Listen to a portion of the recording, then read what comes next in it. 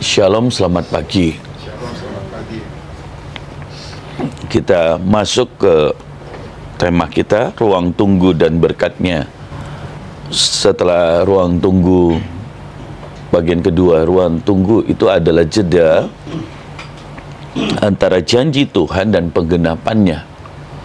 Itu yang dinamakan ruang tunggu. Jadi sesi yang ketiga ini bicara ruang tunggu. Itu adalah ruang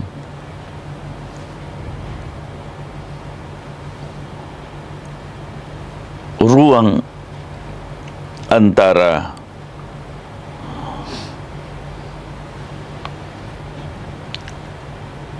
menangis untuk perubahan dan respon Tuhan terhadap tangisan saudara.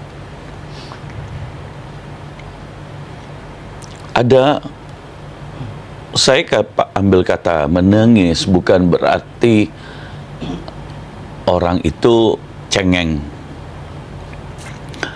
Saya dididik dari kecil untuk menjadi seorang laki-laki yang tidak bisa menangis.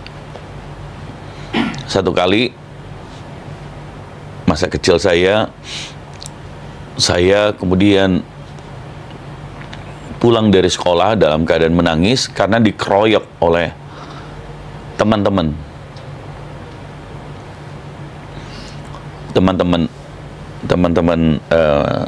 sekampung, tetangga, dan papa saya melihat itu dan dia sangat marah dan membawa saya keluar dan dia bilang jangan menangis, dan saya berkelahi ya sekalipun benjol kiri kanan. Tapi saya nggak bisa menangis. Dan akhirnya saya mengalahkan begitu banyak orang. Sejak itu saya nggak pernah menangis. Saya tumbuh menjadi orang yang sangat keras menghadapi hidup. Saya tidak pernah menangis. Tapi waktu saya kenal Tuhan, air mata saya jatuh. Saya merasakan kasih Tuhan.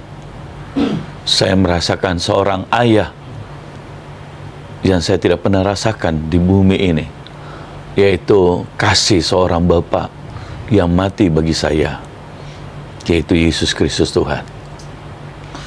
Jadi menangis bukan berarti saudara lemah. Kalau saudara menangis kepada Tuhan karena engkau mempercayai Dia dan kau merasakan kasih-Nya. Pagi hari ini, ruang tunggu adalah ruang menangis. Menangis untuk apa? Menangis untuk perubahan. Dan menunggu respon Tuhan.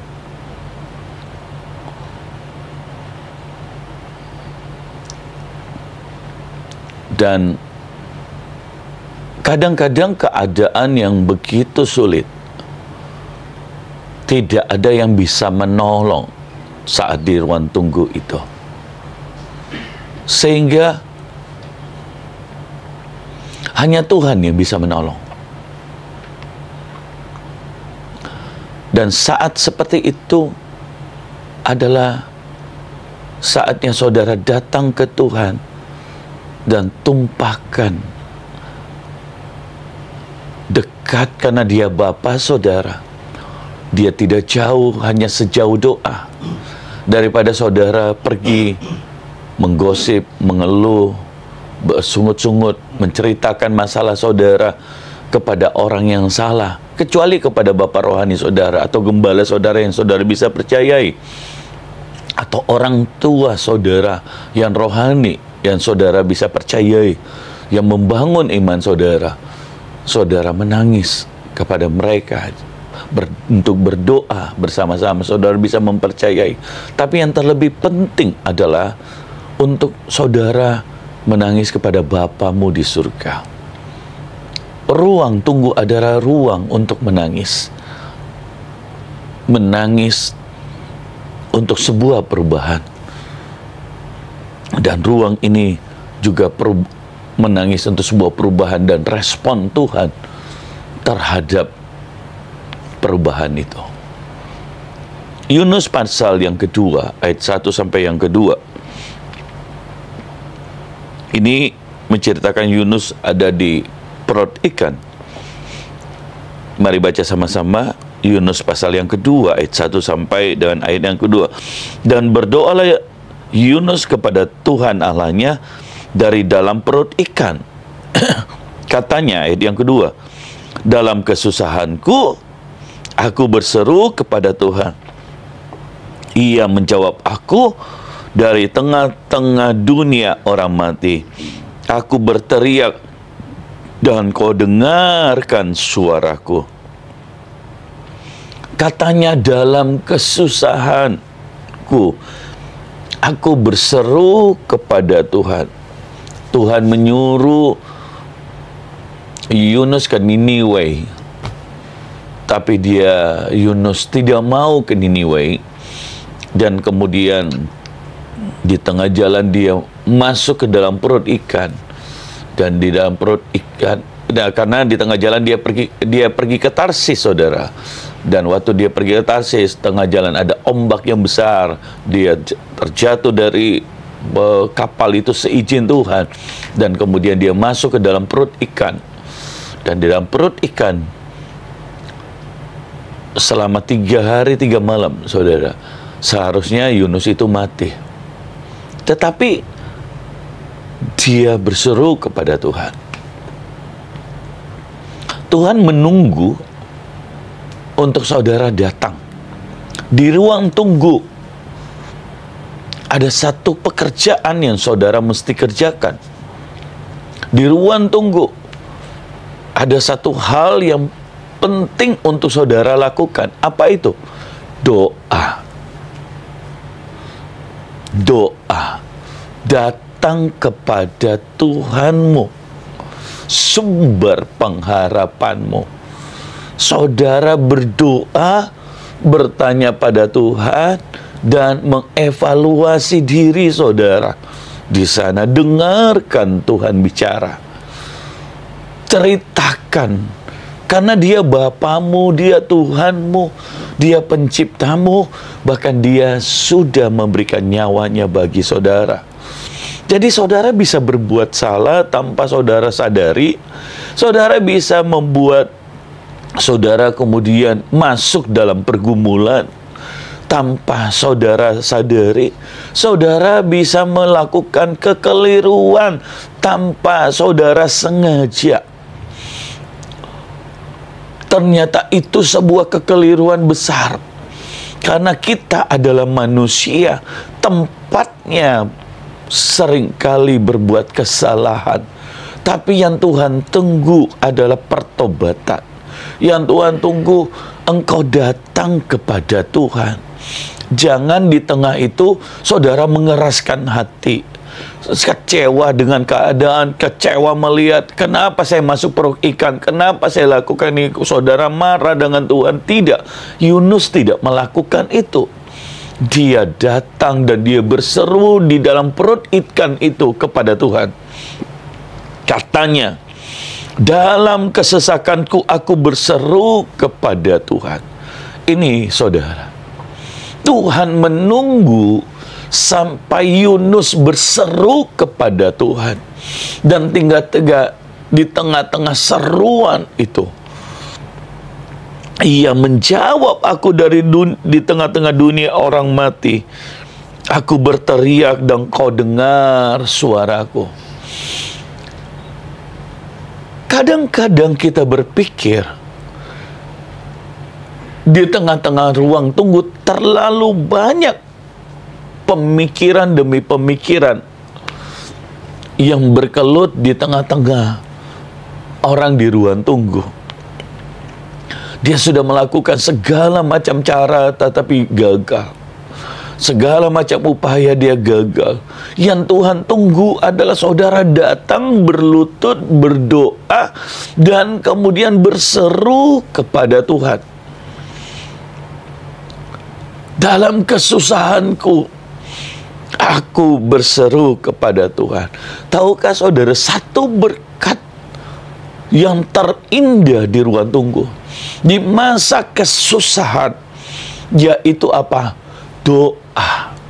Karena begitu Anda berdoa, hadirat Tuhan itu berasa begitu dekat.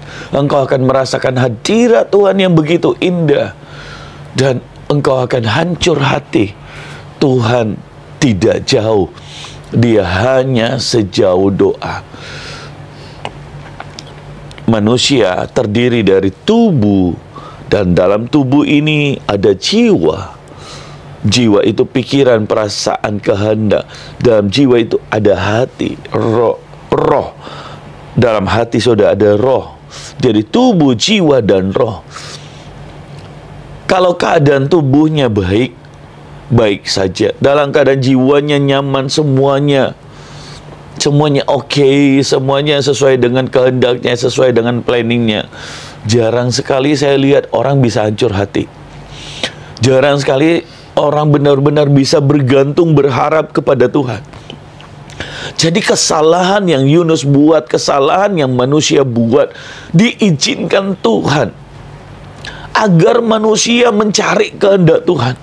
Tidak lagi berjalan dalam kehendaknya sendiri. Agar manusia bergantung kepada Tuhan. Tidak lagi bergantung pada pengertiannya sendiri, saudara. Yunus tidak akan berdoa kalau dia tidak masuk perut ikan. Yunus akan selalu melakukan apa yang dia kehendaki. Disuruh ke Nineveh, dia pergi ke Tarsis. Mungkin sebagai nabi, dia akan melakukan itu terus. Tapi ketika dia masuk perut ikan, tubuhnya mengalami sebuah kesakitan karena dia masuk dalam perut ikan. Jiwanya itu mengalami hancur. Pikiran, perasaan, kehendaknya. Dia sudah tidak bisa lagi berpikir, harus minta pertolongan siapa, bagaimana caranya dia keluar. Perasaannya hancur, perasaannya sedih, tertekan. Saudara, kehendaknya, dia nggak tahu lagi mau melakukan apa. Sebab di perut ikan tidak ada yang dia bisa lakukan, saudara. Nah, dalam keadaan seperti itu, jiwa itu hancur, terbuka. Hati itu terbuka. Dan dari sanalah timbul doa penyembahan. Jadi di balik segala sesuatu yang Tuhan inginkan, hatimu berbalik kepada Tuhan. Engkau kembali berharap, bergantung, tidak lagi mengandalkan diri sendiri, tidak lagi sombong, tidak lagi selalu bertepuk dada, seakan-akan itu dari engkau. Saudara, kalau engkau belum menyerah, maka belum ada pertolongan. Menyerahlah, berdoalah, berharaplah kembali kepada Tuhan, menangislah, berserulah kepada Tuhan, supaya pertolongan itu datang atasmu. Berikanlah hatimu berbalik kepada Tuhan. Di ruang tunggu ini, ruang untuk menangis, untuk sebuah perubahan, untuk pertobatan, untuk menunggu respon dari Tuhan. Ruang untuk saudara memberikan hatimu kepada Tuhan. Waktu saudara memberikan hatimu kepada Tuhan, engkau akan menangis. Bukan karena engkau cengeng, tapi engkau kembali kepada pemilik hidupmu. Engkau kembali bergantung kepada Bapamu di surga, kepada Tuhanmu, dan engkau bisa percaya kepadanya, saudaraku. Saya berdoa bahwa saudara mengerti apa yang menjadi kehendak Tuhan dalam hidupmu. Dia hanya ingin hatimu, saudara, berbalik kepada Dia. Dia tidak pernah kejam. Dia tidak pernah tidak peduli. Dia tidak pernah lalai memperhatikanmu. Kalau saudara sedang berada di perut ikan, kalau saudara sedang kesusahan yang sangat, engkau ada di masa di ruang tunggu, berlututlah dan sungguh-sungguhlah berikan hatimu, menangislah di ruang doamu. Sampai kapan? Gak tahu sampai kapan. Tapi satu hal yang pasti, Dia mendengar doamu. Dia menunggumu. Dia menantikan engkau. Supaya akan lahir seorang manusia yang baru, yang berharap kepada Tuhan. Lahir seorang manusia yang baru, yang merendahkan diri dan bergantung kembali kepada Tuhan. Supaya lahir manusia yang baru ketika saudara dipakai Tuhan, diberkati Tuhan, kau tidak lagi meninggalkan Tuhan. Supaya lahir manusia yang baru, yang tahu berharap kepada Tuhan, yang tahu percaya kepada Tuhan dan mengandalkan Tuhan atas hidupnya. Kita hanyalah debu tanah liat. Dibanding pencipta kita, kita tidak ada apa-apanya. Jadi bertobatlah, berikanlah hatimu, percayalah kepada Dia. Sepandai apapun saudara, sekuat apapun saudara, saudara tetap terbatas. Sehebat apapun saudara, saudara tetap terbatas. Sekaya apapun saudara, saudara tetap terbatas. Setinggi apapun jabatan saudara, itu semua sementara. Saudara tetap manusia, tetap terbuat dari debu tanah liat. Jadi jangan pernah membanggakan diri di depan penciptamu, tapi berikanlah itu. Sehebat apapun engkau dipakai Tuhan, engkau hanyalah alatnya, dan engkau hanyalah terbuat dari debu tanah liat, dan diberi urapan, diberi nafas. Sadari akan hal itu dan harus rendahkan dirimu, saudara. Mari lihat apa yang dikatakan Yunus. Ia menjawab aku. Waktu saudara datang dan berseru pada Tuhan, menangis, Dia menjawab aku, kata Yunus. Dia tidak menutup telinganya. Dia menjawab aku di tengah-tengah dunia orang mati. Aku berteriak. Betapa luar biasa keadaan Yunus di tengah-tengah dunia orang mati, di tengah-tengah harusnya dia putus asa, di tengah-tengah tidak ada pengharapan, tidak ada orang yang menolong, di tengah-tengah yang harusnya dia sudah mengalami kematian, di tengah-tengah keadaan yang sulit sekali, di tengah-tengah keadaan yang benar-benar tidak ada jalan keluar lagi. Di tengah-tengah harusnya dia dihukum, harusnya dia mati, harusnya dia mengalami hal yang buruk. Tapi waktu di tengah-tengah dia berseru kepada Tuhan, Dia menjawab aku. Apakah saudara pernah mengalami hal itu seperti Yunus? Saya yakin dan percaya saudara juga pernah mengalami itu. Kenapa? Karena Dia Tuhan yang menjawab doa. Di dalam nama Yesus, ketika saudara berdoa, firman Tuhan berkata, Dia mendengar doamu. Di dalam nama Yesus dikatakan, Dia menjawab doa saudara. Dia Tuhan yang hidup, karena Dia menjawab doa saudara. Dia Tuhan yang nyata, Dia Tuhan yang hadir, Dia Tuhan yang berkuasa untuk menjawab doa saudara. Bahkan di tengah-tengah orang mati, Yunus berseru, dan kau dengar suaraku. Wow, wow. Dan kau dengar suaraku. Suara yang teriak, suara yang menangis, suara di tengah-tengah padang gurun, di tengah-tengah ruang tunggu, di dalam doa saudara. Karena yang Tuhan inginkan adalah pengharapanmu kembali kepada Tuhan. Jangan biarkan keadaan apapun membuat engkau tidak bersuara, memahitkan hati, mengecewakan. Rencana iblis seperti itu. Di tengah-tengah keadaan yang sulit, yang iblis inginkan adalah apa? Orang kecewa dengan Tuhan, orang pahit, orang menjadi putus asa, orang menjadi menyerah. sehingga dia tidak lagi mau berdoa, dia tidak lagi ingin bersuara. Padahal Tuhan ingin apa? Kalau engkau ingin pertolongan, hanya sejauh doa. Datanglah kepada Tuhan, berserulah, menangislah, bukalah hatimu, berikanlah kembali percaya dan pengharapanmu kepada Tuhan. Pak, saya takut, saya kecewa.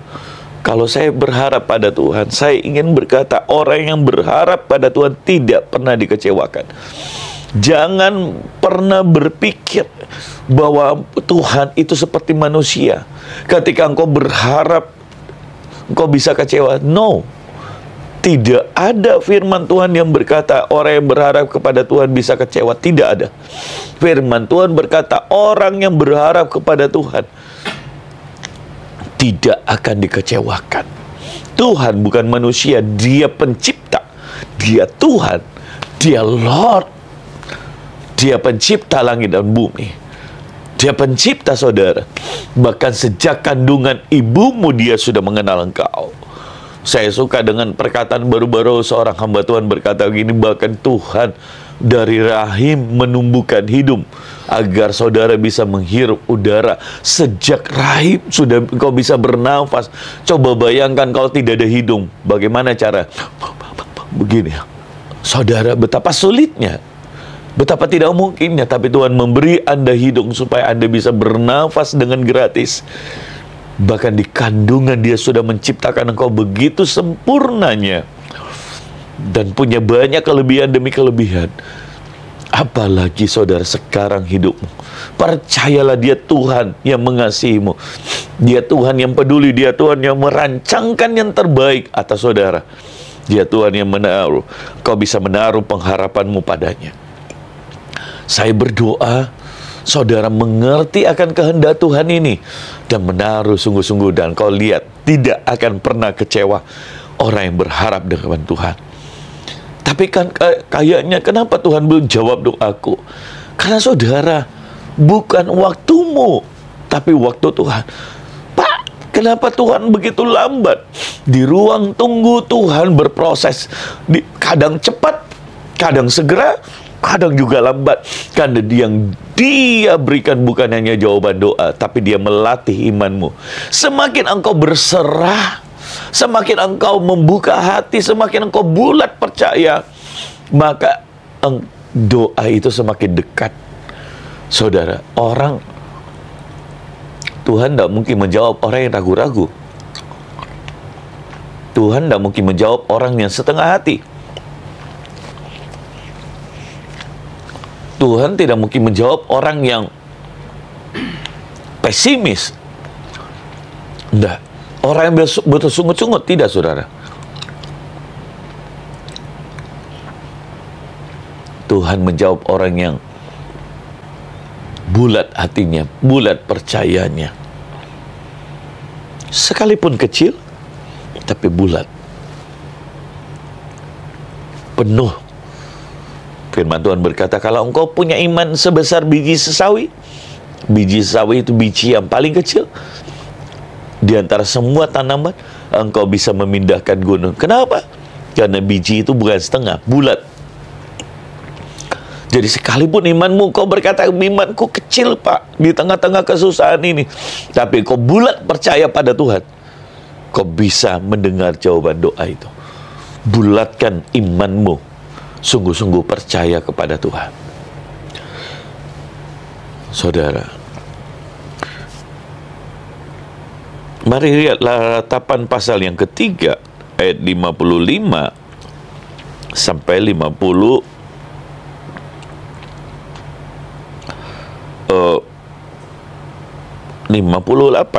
Ratapan pasal yang ketiga, ayat 55 sampai 58. Ya Tuhan, aku memanggil namamu dari dasar lubang yang dalam. Engkau mendengar suaraku. Jangan kau tutupi telingamu terhadap kesahku dan teriak tolongku. Engkau dekat tak kala aku memanggilmu. Engkau berfirman, jangan takut. Ya Tuhan, Engkau telah memperjuangkan perkaraku. Engkau telah menyelamatkan hidupku. Di ruang tunggu,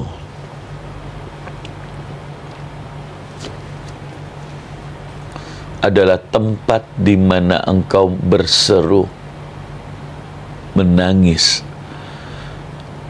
membuka hati.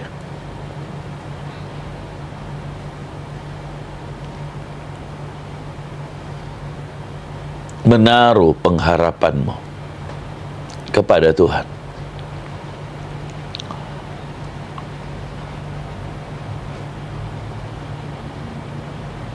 Ratapan menulis seperti ini. Ya Tuhan, aku memanggil namamu dari dasar lubang yang dalam.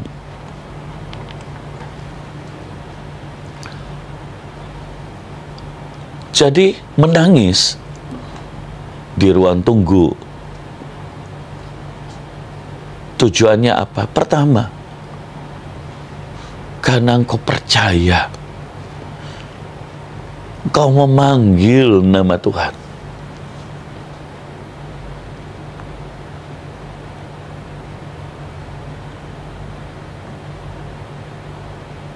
Jadi menangis di ruang tunggu karena engkau percaya.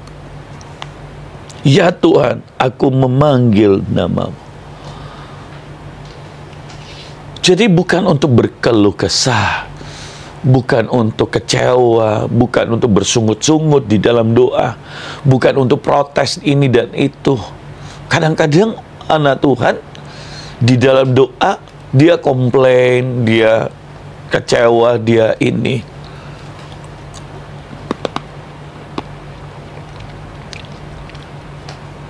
Salah berdoa.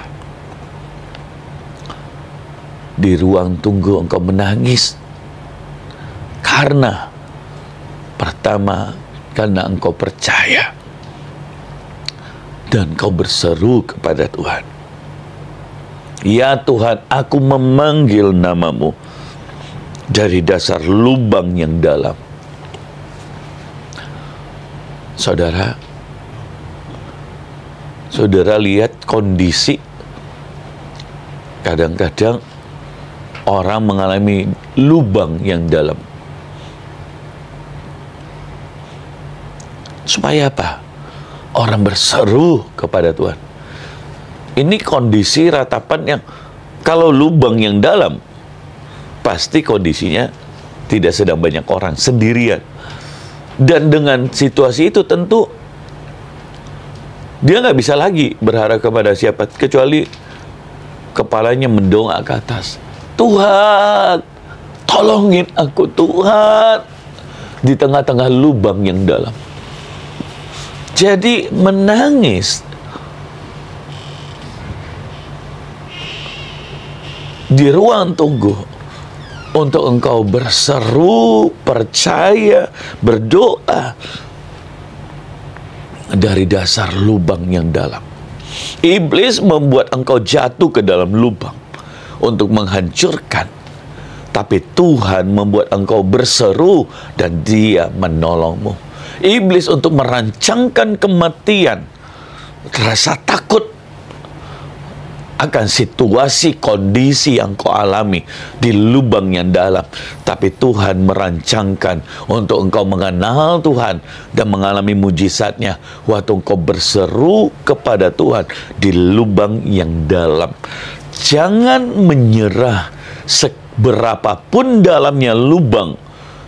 Jangan takut, jangan khawatir, betapapun menakutkan keadaan yang engkau alami di lubang yang dalam, ada satu hal yang mesti engkau kerjakan, yaitu engkau memanggil nama Tuhan Allahmu. Yesus anak Daud, kasihanilah aku. Yesus anak Daud, kasihanilah aku. Yesus anak Daud, kasihanilah aku. Demikian Bartolomeus berseru, bahkan ketika orang lain berkata, jangan. Demikian wanita sakit pendarahan 12 tahun di tengah kesakitannya, dan tidak ada lagi dokter yang bisa menolongnya. Uangnya sudah habis, tapi dia datang kepada Tuhan dan dia berseru. Demikian wanita yang kedapatan berzina dan hendak dirajam oleh batu, tapi Yesus di tengah-tengah lubang itu harusnya dia mati, tapi dia mengenal Tuhan. Dia bertemu dengan Yesus dan dia berkata, aku pun tidak menghakimi engkau. Tuhan, di lubang yang dalam, Maria Magdalena berubah menjadi seorang penyembah. Wanita Samaria yang punya 5 orang suami, dan dia bertemu di sumur Yesus di lubang yang dalam, dan hari itu dia menjadi penyembah dan diajari, dan dia meninggalkan 5 orang laki-laki itu yang bukan suaminya. Dan saudara, ada banyak orang di tempat lubang yang dalam. Daud di lubang yang dalam, di tengah-tengah masa kesesakannya, dia datang berseru kepada Tuhan.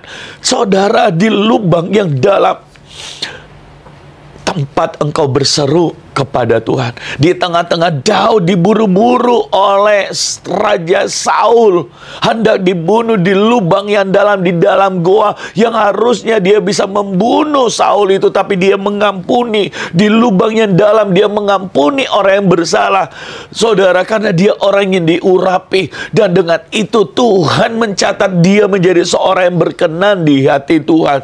Di lubang yang dalam ada pilihan, apakah engkau sakit hati ataukah engkau justru mengampuni. Di lubang yang dalam, apakah engkau marah dan kecewa ataukah justru engkau berseru kepada Tuhan dan mengingat Tuhan. Di lubang yang dalam, apakah engkau ketakutan dan engkau ingin bunuh diri, atau engkau bangkit dan berseru kepada Tuhan. Dan di lubang yang dalam, apakah engkau kemudian menjadi lemah dan putus asa dan akhirnya sampai mati, ataukah engkau bangkit dan engkau memilih untuk percaya kepada Tuhan seperti 4 orang kusta yang kemudian bangsa Israel dikepung, dan hari itu kemiskinan begitu luar biasa, tapi 4 orang kusta ini memilih untuk masuk ke tempat Aram, dan ternyata bangsa Aram itu telah pergi, dan kemudian dia mendapatkan harta, dan harta itu dia berikan kembali. Dia masuk ke pintu gerbang dan menceritakan, sehingga bangsa Israel kemudian menjadi kelimpahan di saat itu, seperti yang dinubuatkan Elisa. Di lubang yang dalam adalah pilihan antara engkau menyerah atau engkau berseru pada Tuhan. Saya berdoa di dalam nama Yesus, hari ini engkau memilih untuk berseru kepada Tuhan, karena Dia Tuhan yang mendengar teriakanmu minta tolong, karena Dia Tuhan yang peduli atas saudara. Jangan dengarkan perkataan iblis yang berkata, apakah aku bisa berharap pada Tuhan? Ya, karena Dia Tuhan. Apakah aku bisa percaya kepada Tuhan? Ya, karena Dia Tuhan. Apakah Tuhan mendengar suaraku minta tolong? Karena aku tidak layak, aku punya banyak dosa. Dia sudah mengampunimu. Bahkan ketika engkau sudah berlutut, bahkan ketika saudara saat ini masih berdosa, Dia sudah mengampunimu. Dia mengasihimu, Dia memilihmu. Kalau saudara mendengarkan hal ini, itu artinya apa? Tuhan memilihmu, Tuhan membangkitkanmu, Tuhan ingin engkau berseru dan berdoa dengan hancur hati, karena engkau kembali pada Tuhan, berharap pada Tuhan, dan engkau akan melihat teriakanmu didengar oleh Tuhan. Firman Tuhan berkata, engkau mendengar suaraku. Wow, itu begitu keren. Di tengah-tengah harusnya engkau putus asa, berserulah kepada Tuhan. Berserulah. Sampai kapan? Tidak tahu. Berserulah. Setiap kali kau butuh kekuatan, berserulah. Setiap kali kau datang, berserulah. Tidak selalu harus minta tolong, tidak selalu berdoa, tapi tidak selalu kau mengungkapkan masalahmu. Dia sudah tahu. Tapi yang Tuhan tahu, mau kau berdoa, berseru, mempercayai Tuhan. Mungkin tidak segera kesembuhan itu datang, pertolongan itu datang, mujizat itu datang, tapi yang berubah di dalammu, engkau menjadi berubah, engkau semakin dikuatkan oleh Tuhan. Engkau semakin percaya. Janganlah kau tutupi telingamu terhadap keluh kesahku dan teriak minta tolongku. Ayat 58 berkata, engkau mendengar suaraku. Janganlah kau tutupi telingamu terhadap keluh kesahku dan teriakku minta tolong. Tuhan tidak pernah menutup telinga terhadap keluh kesah dan teriak minta tolong saudara. Dia tidak tuli. Dia bukan Tuhan yang tidak peduli. Firman Tuhan berkata, Dia telah memberikan putranya yang tunggal. Masakah Dia tidak memberikan yang lainnya? Dia sudah memberikan nyawanya di atas kayu salib buat saya dan saudara. Masakah Dia tidak memberikan yang lainnya?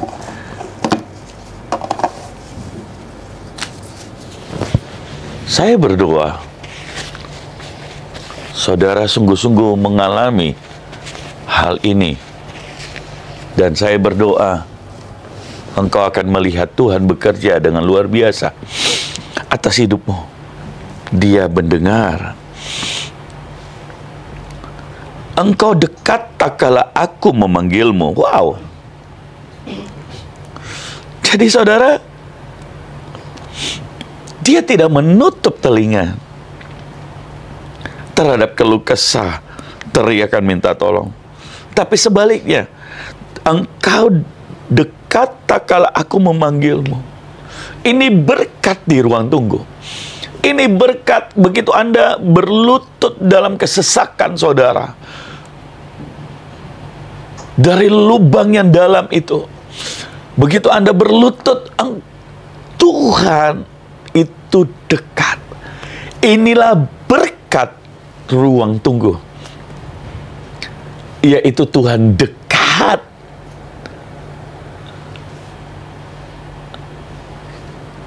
Tak kala saudara memanggilnya. Tuhan dekat kepada setiap. Waktu saudara menangis, Tuhan dekat. Dia mendengar. Bukannya mendengar waktu saudara memanggil, tapi Dia dekat. Saudara tahu dikatakan dekat? Sedekat apa Tuhan? Saudara punya baju yang saudara pakai. Saya ingin tidak melebih-lebihkan, tapi saya ingin mau berkata, kalau baju ini menempel di tubuhmu dan kau bisa merasakan kainnya yang halus, maka Tuhan itu lebih dekat dari baju jubah yang saudara pakai. Tuhan itu dekat. Kau bisa merasakan. Kau bisa Dia begitu menyelimuti. Waktu saudara berdoa, menangis, teriak minta tolong di dalam lubang yang dalam itu, dalam kesesakan itu, saudara lihat Dia dekat.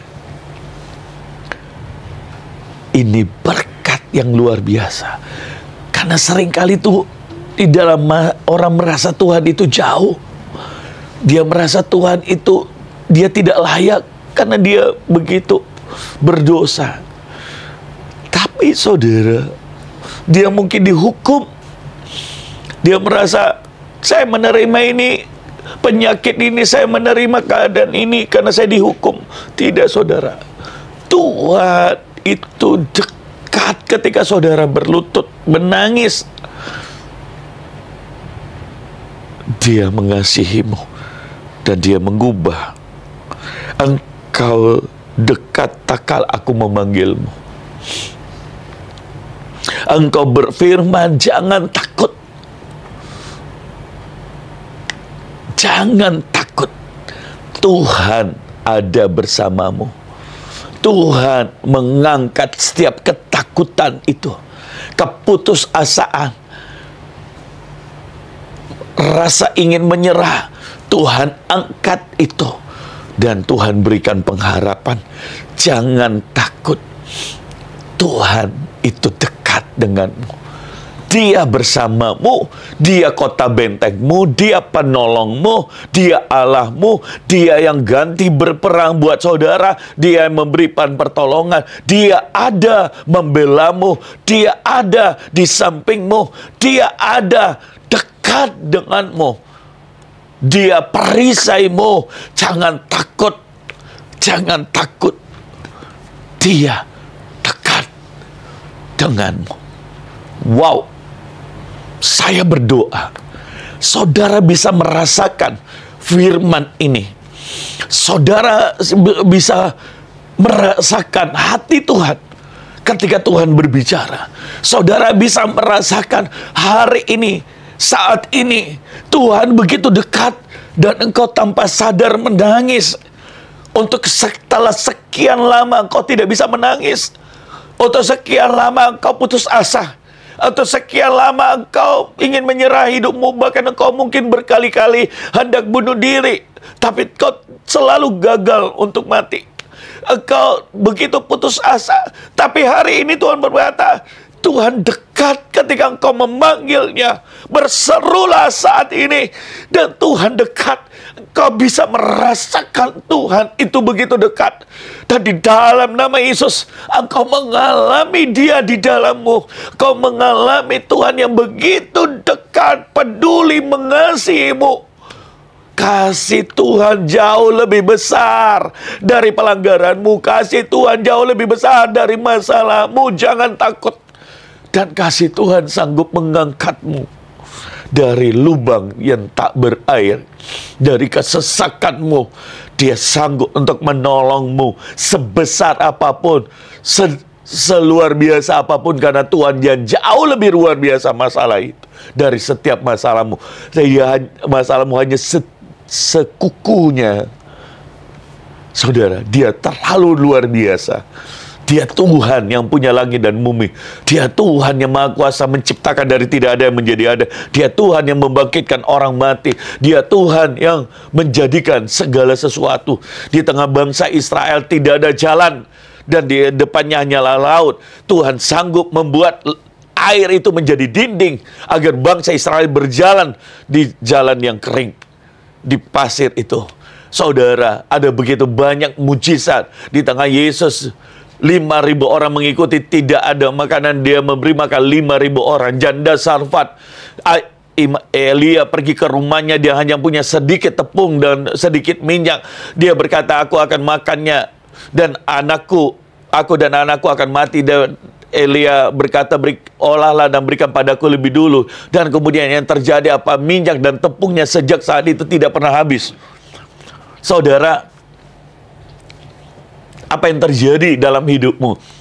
Tuhan berkuasa untuk menolongmu. Sebab Dia Tuhan yang pegang kendali atas segala sesuatu. Dan terlalu mudah buat Tuhan. Tidak ada yang terlalu sulit. Lazarus dibangkitkan. Dia sudah mati 3 hari, 4 hari. Tuhan membangkitkannya. Tuhan menolong tepat pada waktunya, dan Dia Tuhan.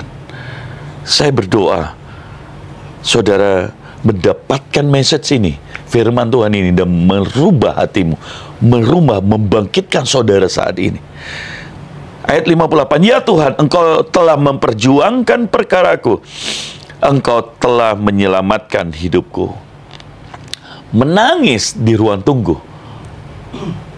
Berkat berikutnya adalah Tuhan memperjuangkan perkaraku.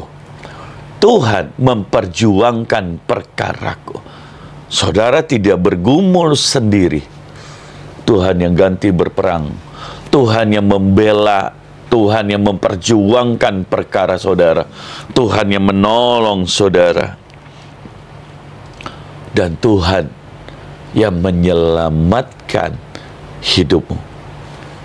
Ini berkat. Ternyata engkau tidak sendirian.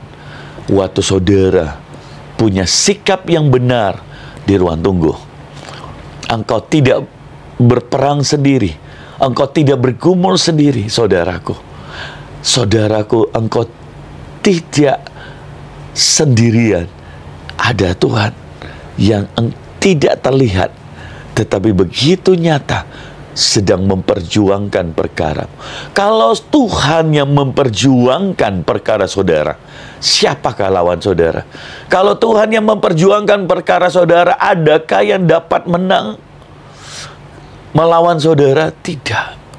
Kalau Tuhan yang memperjuangkan perkaramu, adakah yang sanggup mengalahkanmu? Tidak. Dia Tuhan.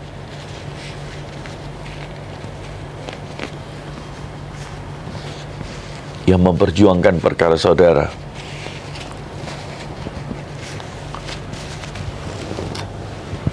Dan dia Tuhan yang menolongmu dalam waktu kesesakan.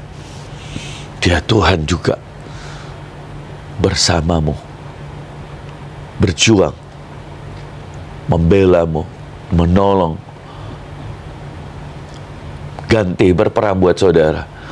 Dan dia memberikan kemenangan, menyelamatkan hidup saudara.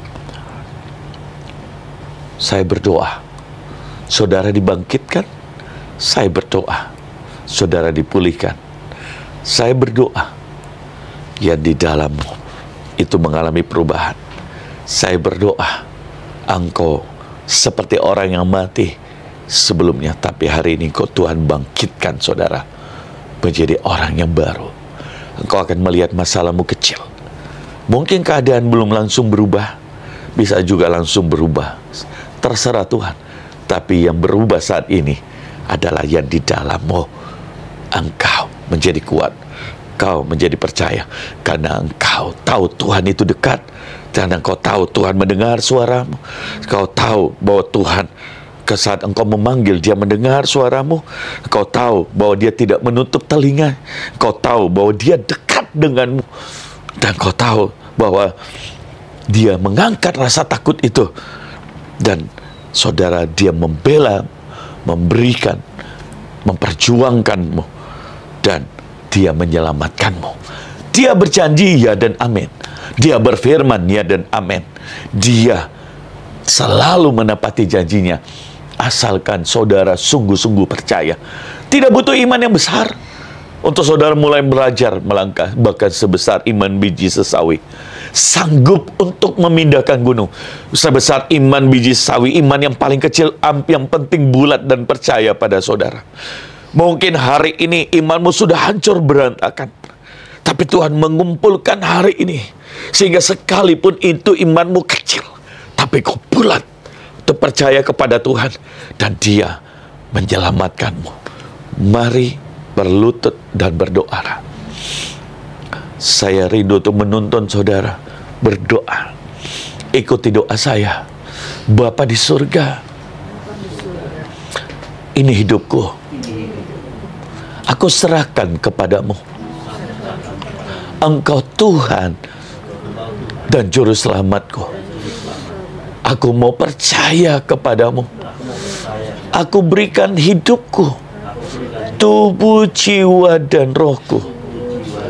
Engkaulah Tuhan, penolongku, Juru Selamatku. Engkau di dalamku, aku di dalammu. Terima kasih Tuhan, karena Engkau mendengar seruanku. Terima kasih Tuhan untuk kesesakan yang aku alami, agar aku kembali kepadamu. Dan hari ini aku percaya Engkau dekat denganku. Kau mengasihiku. Kau mendengar seruanku. Kau ganti berperang bagiku. Engkau memperjuangkan masalahku. Dan aku mendengar Engkau menyelamatkanku.